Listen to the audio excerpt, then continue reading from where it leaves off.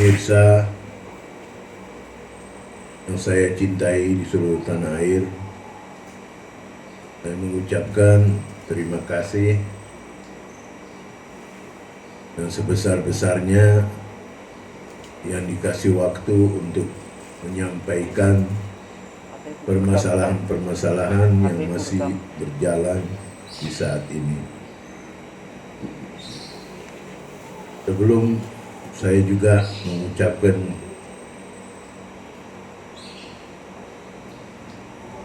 ucapan kepada yang terhormat Bapak Presiden Insinyur Haji Joko Widodo dan Wakil Presiden Kiai Haji Ma'ruf Amin, juga Bapak Kapolri dan Wakapolri, yang terhormat Bapak Panglima TNI,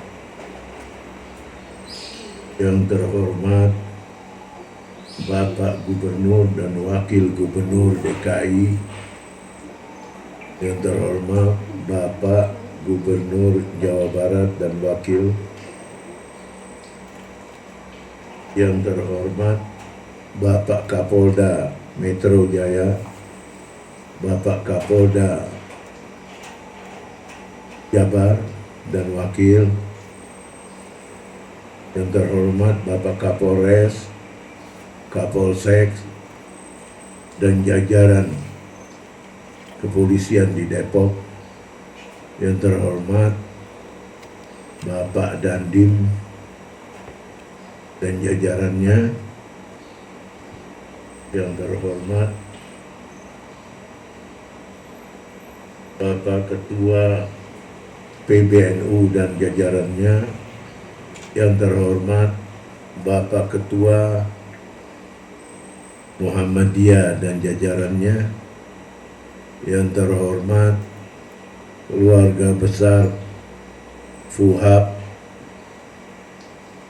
yang terhormat Kiai Haji Nuri, juga yang terhormat ketua dan para ulama, kiai, para habaib di tanah air, juga yang terhormat teman saya yang sangat baik, AKBP Muhammad Purbaya di Jawa Tengah, Semarang, yang terhormat Bapak Puang Irfan Wahab yang sangat banyak membantu kepada orang-orang yang mendapat wabah COVID. Juga yang terhormat Bapak Ahmad Ali, Wakil Ketua Nasdem, yang selalu membantu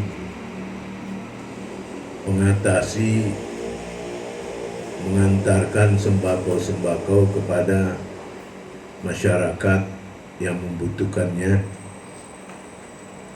Juga yang terhormat Ustadz Haikal Al-Amri, yang terhormat Bapak Wali Kota Depok, yang tercinta bangsa Indonesia setanah air. Alhamdulillah, hari ini kita dapat waktu yang diminta untuk membuat kondusif suasana negara kita ini yang sedang mendapat ujian dari Allah Subhanahu wa Ta'ala, yang selalu menjadi bahan pembicaraan yang cukup menegangkan, bahkan merajalela fitnah dan kesalahpahaman.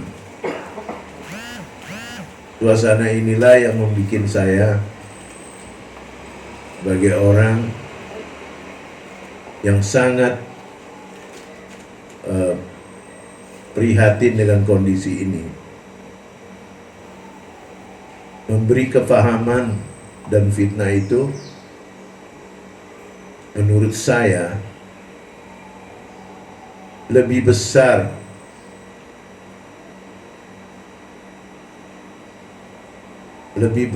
daripada wabah yang sedang berjalan ini. Dan di saat inilah saya bisa menyampaikan sekelumit sedikit ilmu pengetahuan yang saya ketahui, dan saya juga mengambil semua adillah dan sejarah dari tokoh-tokoh ulama Sunni yang sangat besar, yang karyanya dipakai dan digunakan sampai hari ini. Di antaranya Musnad al-Imam Ahmad bin Hanbal, Ibnu Jauzi, Al-Maghrizi, Ibnu Tagriq Bardi, Ibnu Hajar, Al-Imam As-Suyuti, Al-Imam Az-Zahabi, ya, juga Al-Jabriti dan Ibnu Katsir. Bahkan ada lagi ratusan kitab yang kita tidak mampu untuk membedahnya karena cukup banyak dan memerlukan waktu. Dari semua ini juga dibicarakan oleh para ulama tentang wabah. Wabah ini ada pada zaman Rasul, cuman beda istilahnya saja. Di mana ada hadis yang dikatakan oleh Sayyidina Abdurrahman bin Auf yang menyatakan, sami'tu Rasulullah sallallahu alaihi wasallam iza sami'tum bitta'un bi'ardi fala tuqaddimu alaihi. Iza sami'tum ta'un bi'ardi fala tuqaddimu alaihi. Wa idza waqa'a bi'ardi wa antum biha fala takhruj.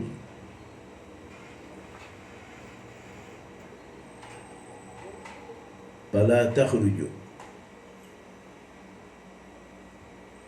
Sayyidina Abdurrahman bin Auf, seorang sahabat yang luar biasa, yang terkenal orang yang kaya dan dermawan.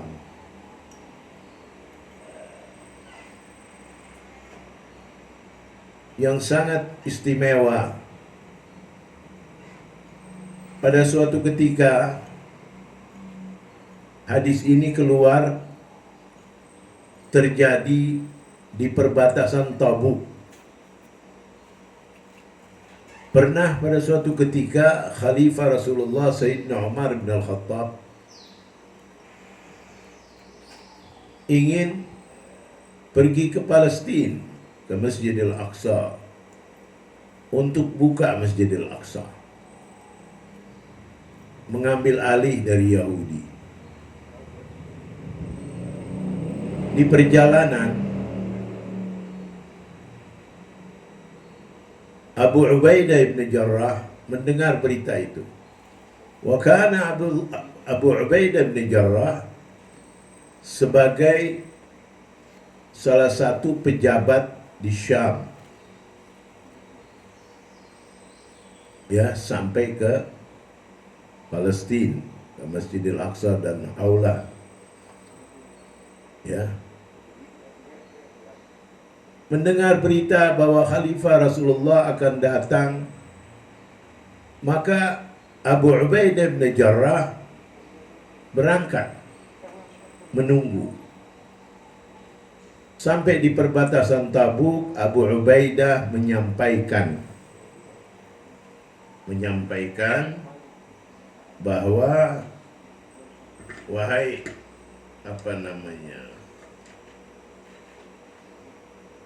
kalau bisa Amirul Mukminin Khalifah Rasulullah jangan berangkat ke Aqsa. Mengapa? Kata Sayyidina Umar bin Al-Khattab. Dia bilang ada wabak. Lalu musyawarahlah dengan para sahabat yang lain yang ikut. Nah, di situ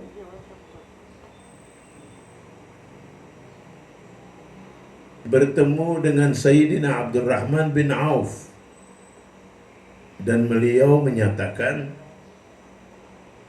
qala Nabi sallallahu alaihi wasallam, "Idza sami'tum bit-ta'un bi'ardin fala tuqaddimu." Jika kamu mendengar di satu negeri ada wabak yang seperti kita alami sekarang ini, janganlah kalian masuk ke negeri itu. Ya. Wa idza waqa'a bi ardin wa antum biha fala takhruju. Jika wabah itu berada di negara Anda sendiri, di daerah Anda sendiri, Anda jangan keluar. Nah, dari hadis inilah kita sebagai seorang Muslim, mukmin, ajaran ini bukan dari pemerintah Indonesia. Ajaran ini bukan dari para pejabat dunia Amerika dan Eropa. Ajaran ini lahirnya dari Habibi Muhammad sallallahu alaihi wasallam.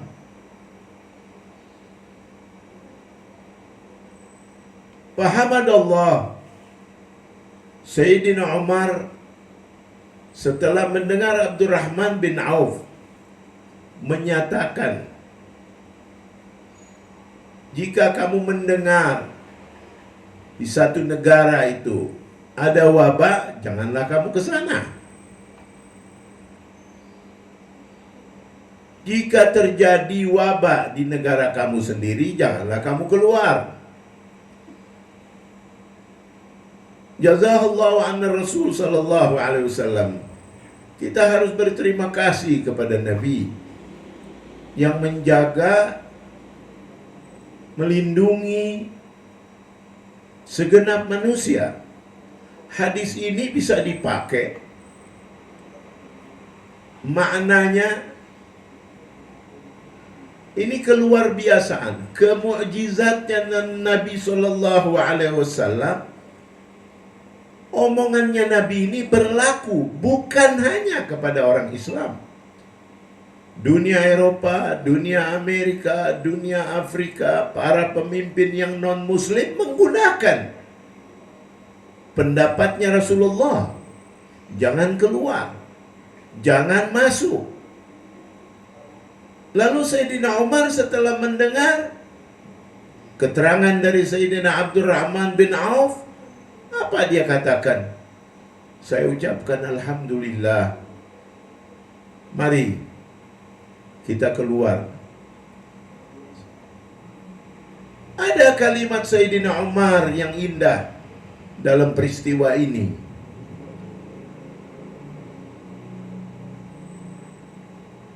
Nafiru min gadrillah ila gadrillah.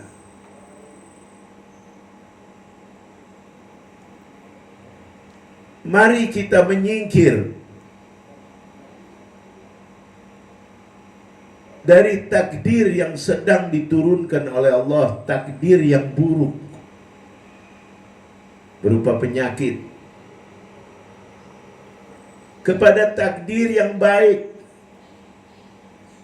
Yang dimaksud takdir yang baik artinya kita masing-masing menjaga diri kita agar kita sehat, agar anak kita sehat, agar istri kita sehat, agar tetangga kita sehat, dan bangsa kita sehat. Dengan tentu ikhtiar. Bisa dibayangkan, di zaman itu para ulama menerangkan, ya, para ulama menerangkan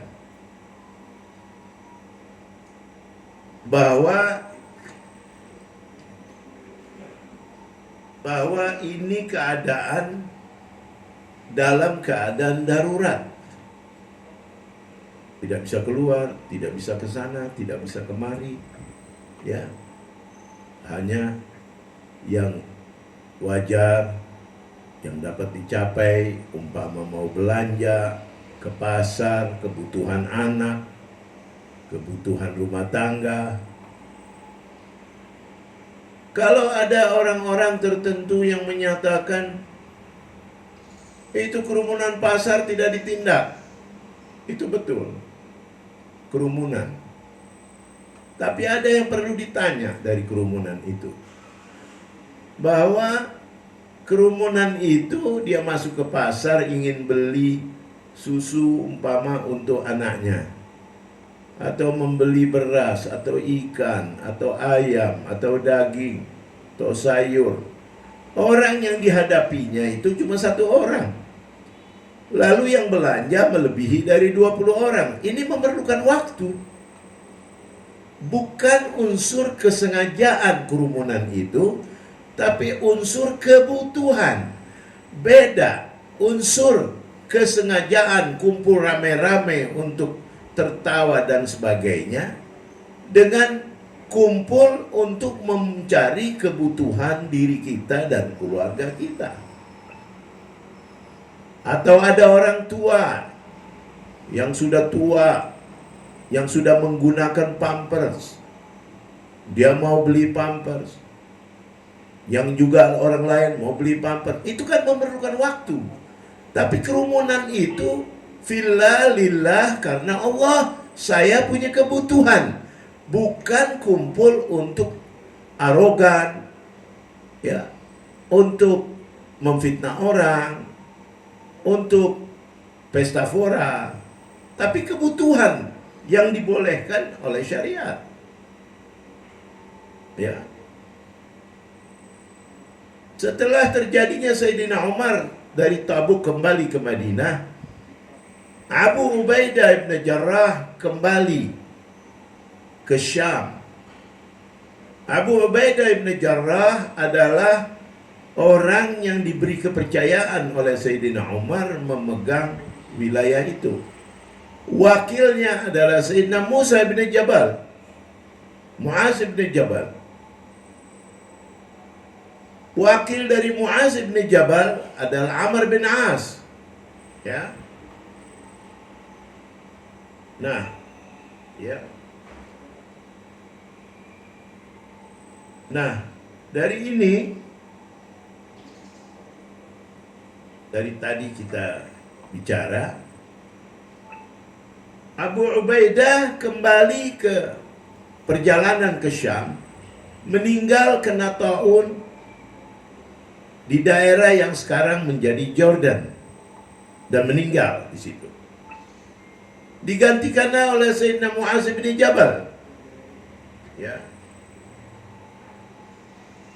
Sayyidina Muaz bin Jabal juga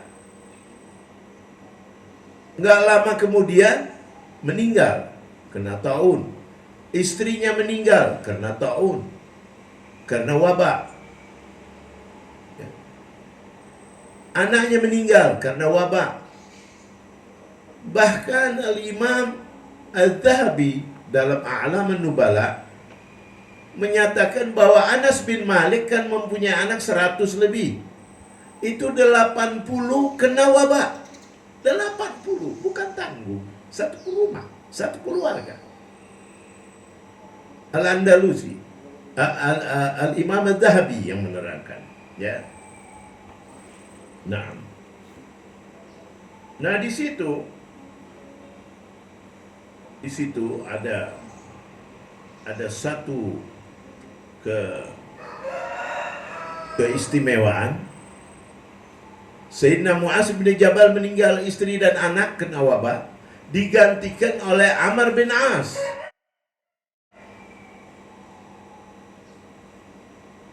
Nah, Amr bin As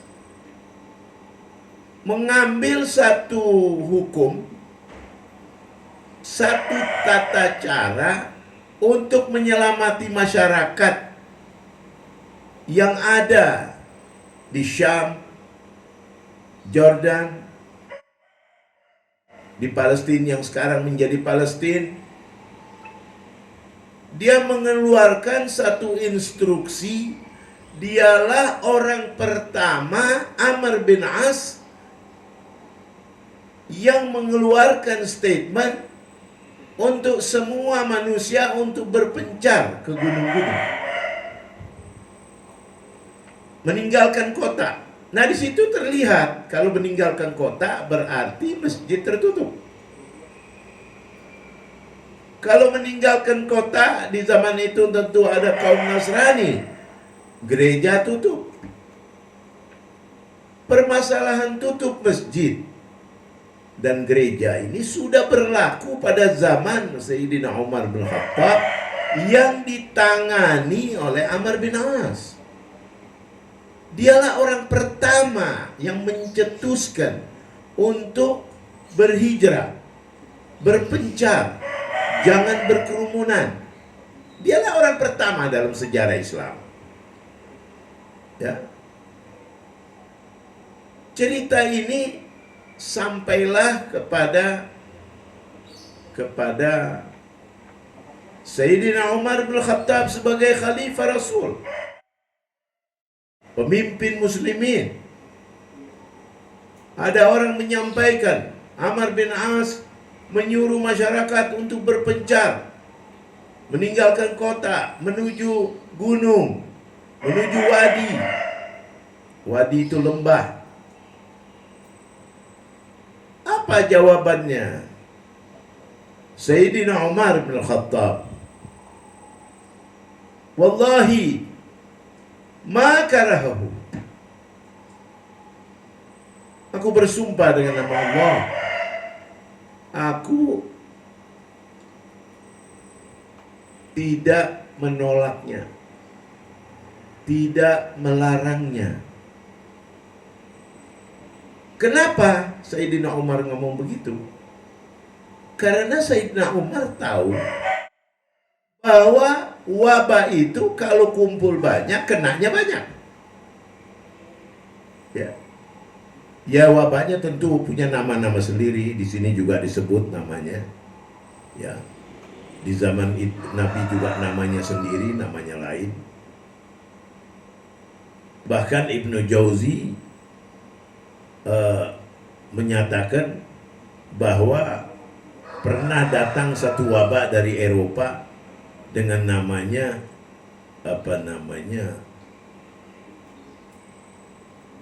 wabah Ta'un al-Aswad, ya, wabah hitam. Itu masuk dari Eropa sampai ke Mesir. Ibnu Jauzi menyatakan sampai pada tahun 400 itu, Ibnu Jauzi menyatakan bahwa University Al-Azhar, Masjid Al-Imam Hussein, Masjid Al-Azhar, Masjid Masjid Ibn Tulun, ya, Ahmad Ibn Tulun, ya, itu semua tutup. Bahkan pendidikan Al-Azhar University, para pelajar yang datang dari segala daerah dan negara, semua berpencar.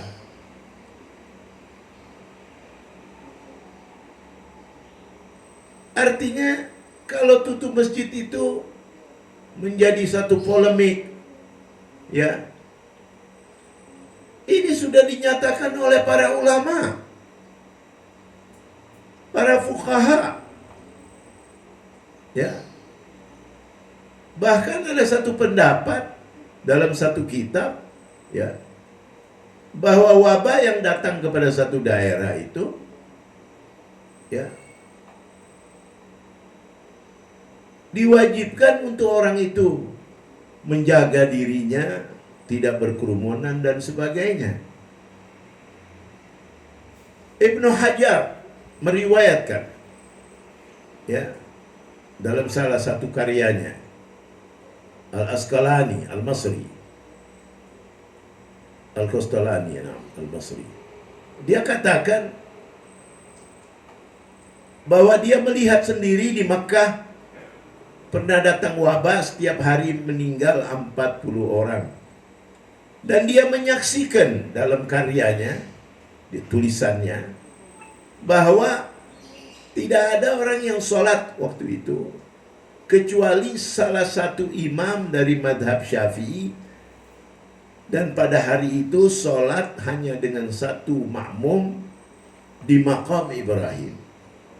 Itu tulisannya Ibnu Hajar, ya. Ibnu Hajar sendiri, Al-Masri,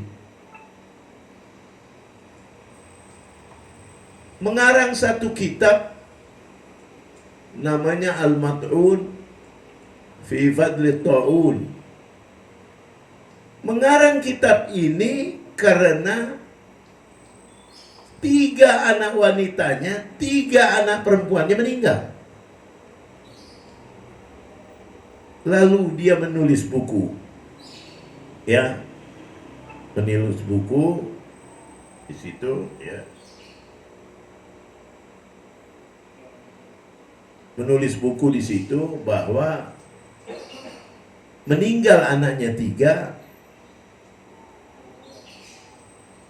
Khadijah, Fatimah, dan Zantun. Namanya Zantun, ya, meninggal. Lalu dia datang pikiran yang sehat, menulis satu buku tentang bahayanya wabah. As-Suyuti mengarang juga kitab Akhbar Ta'un, juga menulis berdasarkan apa yang dilihat dan berdasarkan apa yang dia dengar dari para tokoh-tokoh ulama sebelumnya, ya. Bahkan ada seorang ulama dari madhab Syafi'i yang sangat terkenal, Al-Imam As-Subki. Dia kena wabah, menderita wabah. Dia sangat istimewa, seorang ulama yang soleh. Dalam posisi beliau panas tinggi badannya, ya.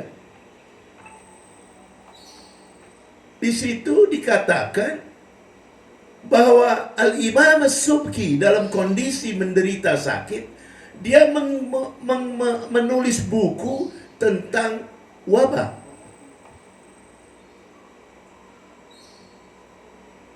Wabah ini ditulis setelah jadi itu kitab, beliau meninggal. At-Tigrisi menulis dalam karyanya, At-Tigrisi menyaksikan bahwa pernah dia melihat wabah dan dia menyatakan semua masjid, semua tempat ibadah tutup. Masing-masing manusia melindungi dirinya. Al-Marakisi, seorang ulama dari mazhab Maliki di Tunisia tahun 300, menulis juga dalam karyanya. Dia menyatakan bahwa di Tunis, di Masjid Kerewan, wabah datang di kota Tunis di Maghrib, di Maroko, itu masjid, university tutup.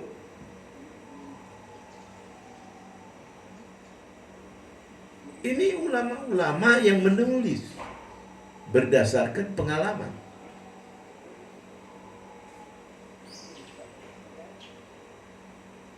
Ibnul Katsir yang mengarang tafsir, Ibnul Katsir duduk di Baghdad,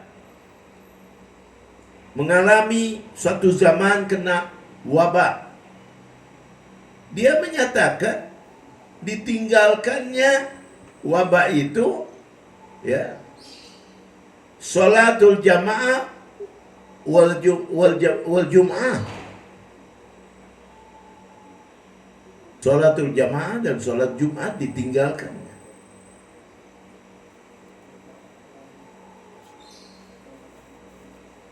Ditutup. Para ulama-ulama ini, kalau saya punya pandangan, mengambil istinbat dari pendapat Al-Imam Syafi'i dan a'imah fuqaha yang lainnya, seperti Imam Malik, ya, Imam Abi Hanifah, ya. Al-Imam Syafi'i dalam Al-Um menyatakan jika terjadi banjir di satu masjid, manusia tidak bisa untuk sujud, ya, manusia tidak akan tenang waktu menyampaikan khutbahnya, manusia tidak akan tenang waktu duduk mendengar khutbah. Al-Imam Syafi'i membolehkan tutup masjid. Ya. Adz-Dzahabi dalam Tarikhul Islam juga menulis bahwa di Sisilia dan di Andalusia pernah datang wabah dan semua masjid dikunci dan ditutup, dan masing-masing manusia untuk menjaga dirinya. Bayangkan di zaman itu tidak ada masker. Bayangkan di zaman itu tidak ada obat. Ya. Ibnu Sina yang begitu hebat, ya, 2 obat yang dia belum mampu menemukan. Obat yang datangnya wabah, dia belum sempat menemukan resepnya. Dan obat kanker, kalau yang lain didapatkannya. Nah, maksud saya, polemik yang sangat mengganggu ketentraman dan ketenangan saudara-saudara kita di tanah air ini adalah polemik di mana dibesar-besarkan masjid harus dibuka dan sebagainya. Saya teringat Gubernur DKI, Saudara Anies Baswedan, dengan gagahnya datang di kerumunan di rumah Habib Rizik Syihab, karena beliau sangat baik dengan Habib Rizik, ya. Tentu Habib Rizik baru datang, lalu dia menyambut. Pada posisi itu, waktu kedatangan itu, dia masih menganggap wabah ini kecil, masalah kecil. Dan sekarang, hari ini, dialah orang yang banyak menangis dengan kondisi ini di DKI. Memang Fas'al mujarrib wala tas'al tabib. Ada pepatah Arab katakan, tanyalah kepada orang yang sudah mendapatkan musibah itu, ya, baru kamu tanya kepada dokter. Dan kita kasihan. Kita kasihan kondisi ini kepada seluruh pejabat. Ya, Pak Jokowinya, Pak Ma'ruf Aminnya, menteri-menterinya, para ulama, para ustadz, kiai, para habaib. Ya. Saya yakin semua ini orang-orang intelektual yang ada, muslim atau non-muslim, semua panik dan mau memikirkan memberi jalan bagaimana. Saya yakin itu. Tapi persoalannya, kondisi yang sedang parah ini justru para politikus menggunakan untuk mengganggu dan memanfaatkan waktu kepada pemerintahan yang ada ini. Kalau saya katakan ini juga tidak baik. Boleh kita tidak suka kepada pemerintah karena mungkin pendapatnya tidak sama. Tapi dalam kondisi yang seperti ini sudah tidak pantas kita mengadakan fitnah, ya. Tidak pantas lagi kita memojokin pemerintahan, ya. Yang benar dan yang pantas hari ini para tokoh, ya, para tokoh masyarakat, para pejabat yang tinggi, para presiden, mantan wakil presiden, mantan menteri, menteri yang ada, presiden yang ada, para ulama, tokoh-tokoh ulama. Yang pantas hari ini kalian terjun, bantu. Rumah sakit penuh, sudah tidak mampu untuk menerima karena tidak ada ruangan, dokternya terbatas. Ada uang kita belikan vitamin, kita antarkan ke tetangga. Kita punya koneksi di pemerintahan, ya, minta pemerintah tolong bantu. Di kampung saya tuh vaksin sampai hari ini belum masuk, untuk supaya mudah dan cepat datang. Ini yang kita harus lakukan. Bukan kita menjelekkan, memfitnah. Saya tidak setuju dengan itu, ya. Karena ini mengajak kita menjadi satu ilmu yang sangat istimewa dari Amirul Mukminin Ali bin Abi Thalib, sejarawan yang sangat istimewa, pahlawan yang sangat istimewa, diplomat yang sangat istimewa. Dia menyatakan, saya tidak akan berhadapan kepada lawan atau kawan, ya, kepada lawan yang sedang lemah satu. Ya, saya tidak akan lakukan itu. Saya tidak akan lakukan. Yang kedua, saya tidak akan membuat kecewa kepada orang yang mencintai saya, sedang saya berusaha bagaimana caranya agar orang ini tetap baik kepada saya. Ini ungkapan orang-orang yang hidup 1000 tahun yang lalu, yang kita harus pakai. Ya. Fitnah bagi orang yang berilmu itu, orang yang berilmu, yang punya pengetahuan, ya, kalau dia memfitnah orang, ya, itu hukumannya lebih besar daripada orang yang jahil. Ya. Allah Subhanahu wa taala di dalam Quran menyatakan begini,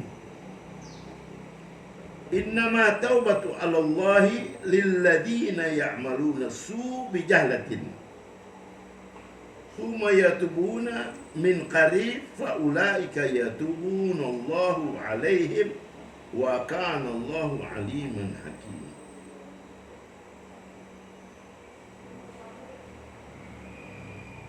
Ayat ini, ya, membicarakan tentang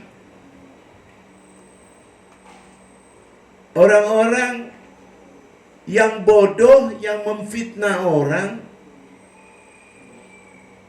yang memanas-manaskan orang karena kebodohannya. Orang ini diberi jalur, diberi jalan oleh Allah untuk bertaubat. Ya. Karena di sini ada kalimat lilladzina ya'maluna su'u bijahlatin. Dia berbuat buruk itu karena kebodohannya. Ya. Ya. Di sini karena keburukannya, summa yatubuna. Lalu mereka bertobat. Min qarib. Kalau orang yang bodoh berbuat suatu kesalahan, itu Allah mengharapkan agar dia cepat bertobat. Allah yang meminta, cepat kamu bertobat. Mukhalif al-ma'ani dari ayat ini, bagi orang yang berilmu, berpendidikan, mempunyai pangkat sampai menjadi seorang jenderal, sampai menjadi seorang profesor, sampai menjadi orang yang kaya raya, dengan pengetahuannya, dengan keistimewaannya, dia berbuat suatu fitnah sehingga manusia tidak ada yang tenang.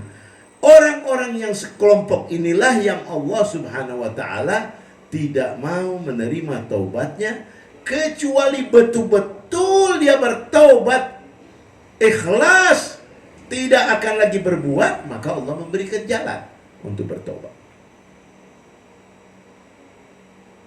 Ya.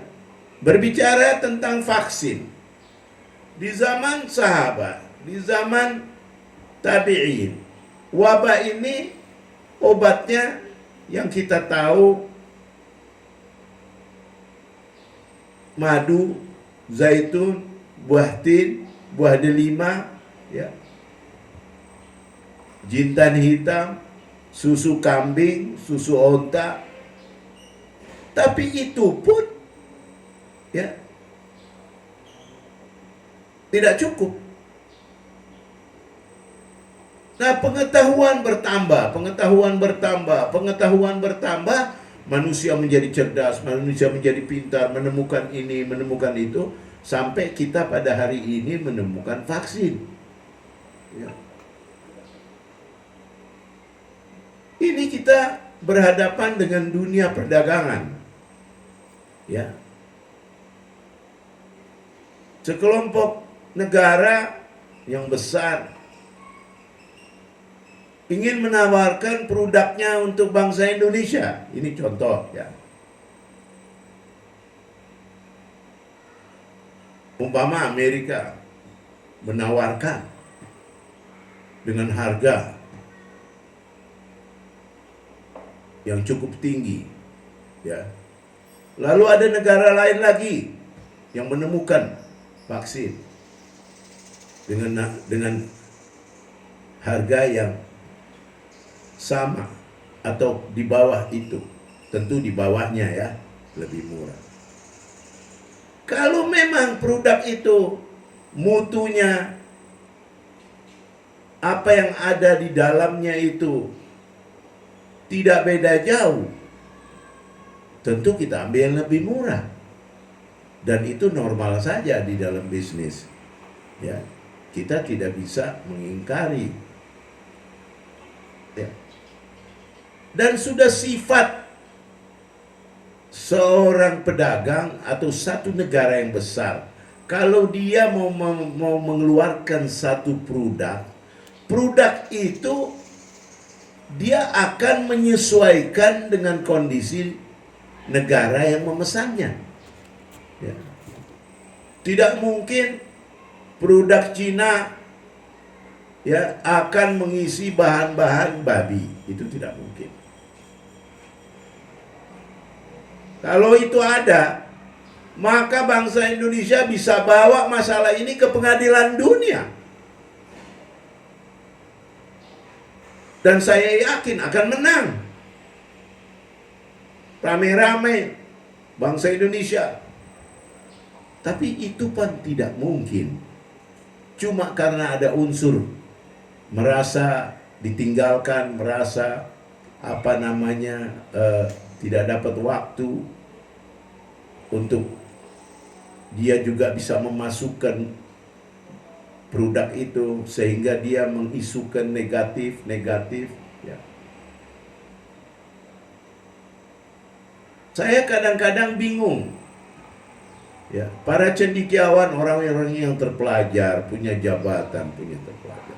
Saya ingat Pak Jokowi waktu divaksin oleh Profesor Dr. Abdul Muttalib Al-Jufri. Itu profesor yang terbaik di Asia. Diakui. Orangnya soleh, orangnya baik. Saya kenal baik Prof. Abdul Muttalib. Bukan baru saya kenalnya. Ya, dia suntik, lawan-lawan politiknya bilang itu yang disuntik vitamin C.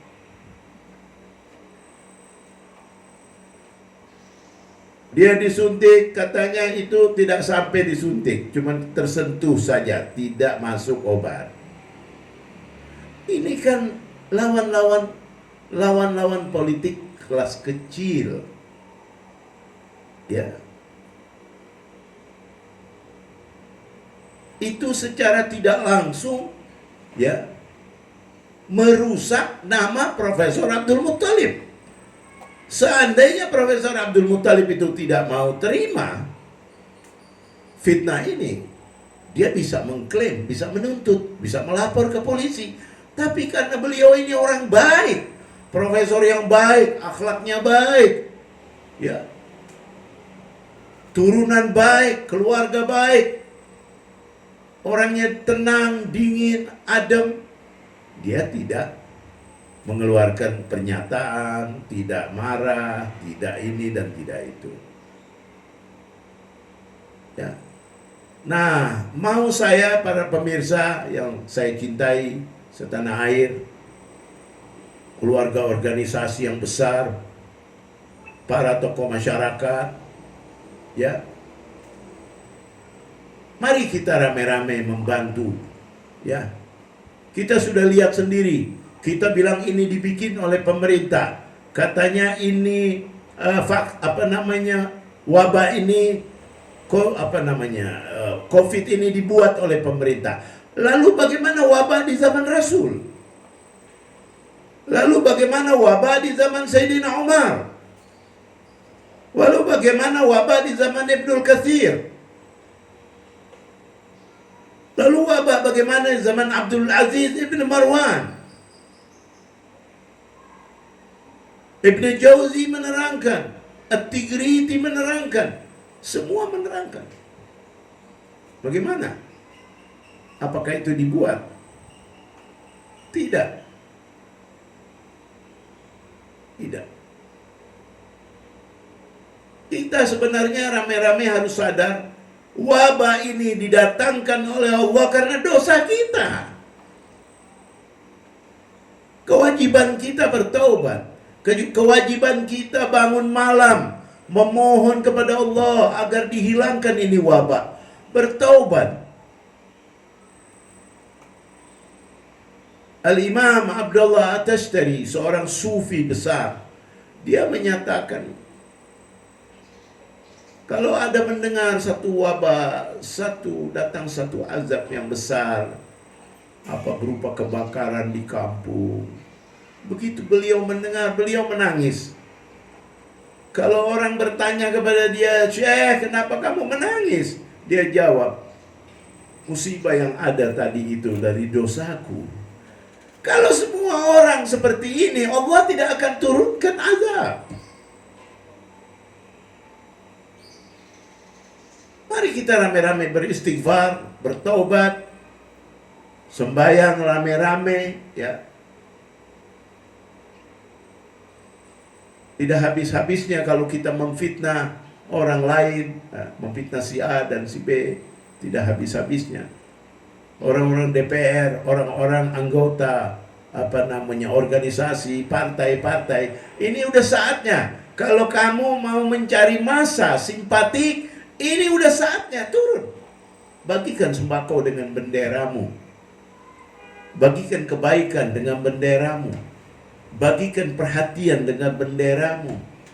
Ini saatnya. Bukan kita mengklaim itu salah dan ini benar. Itu tidak benar. Saya sesalkan. Ya. Ada seorang AKBP namanya AKBP Muhammad Purbaya. Itu setiap bulan mengirimkan vitamin untuk dibagikan kepada orang-orang yang lemah, orang-orang yang sedang menderita. Setiap bulan dia kirim. Paling sedikit 100 dos. Ya. Dengan harga 70.000, 80.000, sudah 8 juta. Dia beramal, ya. Itu Puang Irfan, ya. Dengan uangnya dia beli vitamin, dia beli obat-obatan, bagikan kepada masyarakat yang dia kenal. Ini kan luar biasa. Udah saatnya lah kita turun, ya, ke permukaan ini untuk kita rame-rame membantu dan merasa bertanggung jawab kepada bangsa kita. Dan janganlah salahkan pemerintahan, karena pemerintah ini tinggal 3 tahun. Setelah 3 tahun Pak Jokowi turun, ya, semua permasalahan baru yang akan kita hadapi. Dan saya yakin Pak Jokowi itu orang yang sangat mengerti. Kalau beliau masih teruskan jabatannya menambah 2 tahun, dia tahu negara ini akan hancur, tahu. Saya tak kenal. Saya yakin Pak Jokowi sangat bijak dan sangat menerima pendapat saya ini. Bahwa Pak Jokowi 3 tahun selesai. Dan turun, serahkan, kembalikan kepada bangsa Indonesia. Ya. Mudah-mudahan Pak Jokowi bisa memimpin ini dalam waktu 3 tahun. Dan semua penyakit dari bangsa kita ini diangkat, semua wabah yang ada sekarang ini, corona dan sebagainya. Semoga Allah membersihkan negara kita dari segala bala. Ya. Dan menjaga dan memberi, semoga Allah juga memberi rahmat kepada saudara-saudara kita yang telah meninggal dunia karena wabah, ya. Ya. Kita doakan mereka semua agar selamat dan rahmat dari Allah, juga anak turunannya yang ditinggalkannya Allah memperhatikannya. Maka Allah fi abdi auni kana Allah fi auni. Maka abdi fi aun akhi kana Allah fi auni. Setiap hamba memperhatikan saudaranya, Allah Subhanahu wa taala akan memperhatikannya. Dan terima kasih. Semoga penyampaian saya ini menjadi baik, ya, menjadi kolusif, bisa diterima oleh semua lapisan. Saya tidak ada membutuhkan perhatian dari pemerintah untuk saya pribadi, dan tidak pun minta bantuan, ya. Semua karena Allah Subhanahu wa taala. Rabbana atina fid dunya hasanah wa fil akhirati hasanah wa qina adzabannar wadkhul jannata ma'al abrar ya aziz ya ghaffar. Wassalamu alaikum warahmatullahi wabarakatuh. Al-Fatihah.